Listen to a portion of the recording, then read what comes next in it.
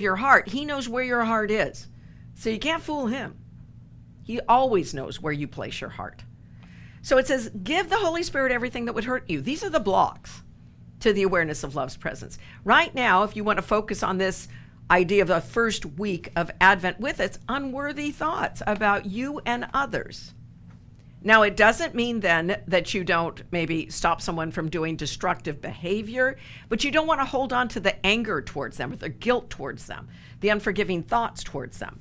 Because helping another to get to the highest place they can possibly be is the best thing you can do for someone. You don't want a child. I always think about kids. When kids are little, they depend on us. They depend on parents to raise them well, right? To give them the guidelines. And sometimes as a parent, that's the last thing you want to keep saying, no, you can't do that. That's inappropriate. Nobody's going to like you if you do this. And sometimes kids still want to do it. They want to do it their way.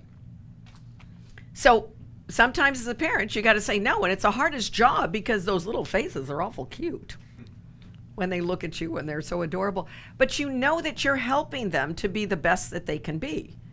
And so it is not a bad thing to say no. It's the most loving thing we can do. So we want to step back from fear of holding each other accountable for the truth.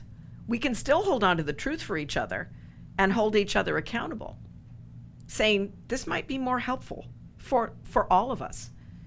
You know, if there's a big dessert there, letting your kid eat the entire dessert is not helpful for them and certainly not good for the rest of the people who want to eat the food. So we know those make sense.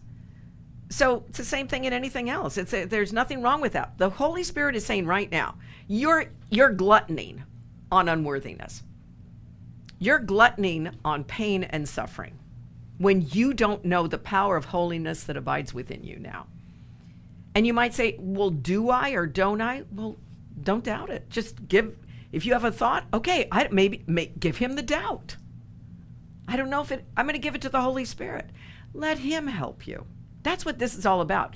This Christmas, give the Holy Spirit everything that you doubt, that you're suffering with, that you feel is unworthy, anything. It says, let yourself be healed completely because you want to join with him, right? You want to know yourself, your source, and your holiness. You want to join with him. You want to know the power that abides within you. You want to access the answers that he is always holding out to you. And the guarantee is that he's always holding that out to you. He wants to be known. He wants you to accept your joy. He doesn't want you to stay in misery and suffering and pain. There's no value in that. He wants you to know the fullness of your life. And let's celebrate our release together by how?